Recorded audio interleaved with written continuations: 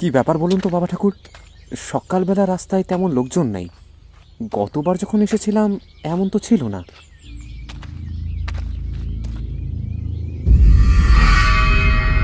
শান্তি শান্তি শান্তি। যা ভেবেছিলাম ঠিক তাই। এ গ্রামের মাটিতে মৃত্যুর গন্ধ মিশে। দেবদত্ত, তোর বন্ধু কিছু ভুল বলেনি। ও আদেও ঠিক আছে তো? মায়ের উপর ভরসা রাখ দেবদত্ত, মায়ের উপর ভরসা রাখ। মা যা করেন তা ভালোর জন্যই করেন।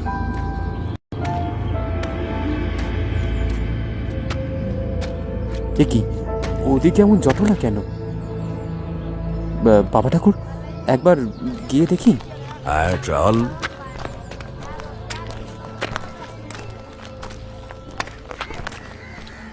আচ্ছা বলছি, এইখানে কিছু হয়েছে? কে গা তুমি?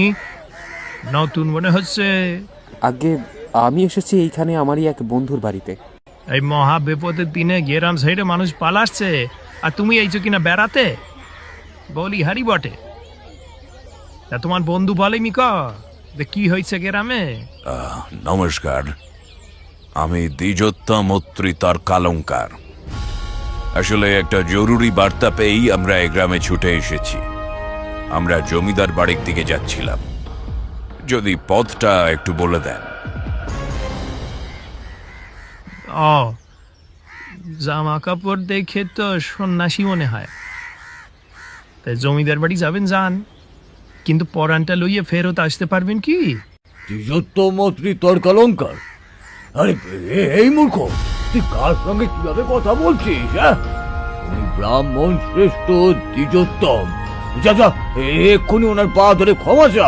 এই ভুল হয়ে গেছে বাবু ঠাকুর, ক্ষমা করেন, আমি বুঝতে পারিনি। আপনারা আসুন, মন্দিরে আসুন, একটু জিরিয়ে নিন, আমি সবটা খুলে বলছি।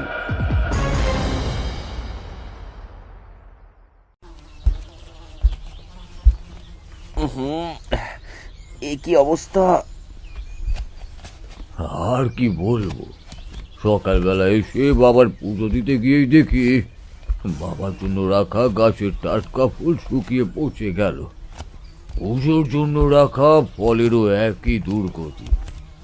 কোন রকমে যাওয়া পুজোটা হচ্ছিল, আর আজকে সেটাও। এইসব ঘোর অমঙ্গলের লক্ষণ।